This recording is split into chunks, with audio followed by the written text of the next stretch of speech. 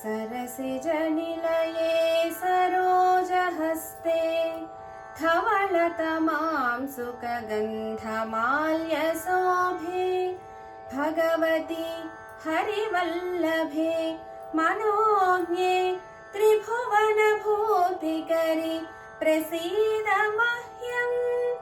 भगवति हरिवल्लभे मनोज्ञे त्रिभुवनभूतिकरि प्रसीद मह्यम्। दिग्गस्तिभिः कनककुम्भमुखावसृष्ट स्वर्वाहिनी विमलचारुजलप्लुताङ्गीं प्रातर्नमामि जगतां जननीम् अशेषलोकाधिनाथगृहिणीम् अमृताभिपुत्रीम्।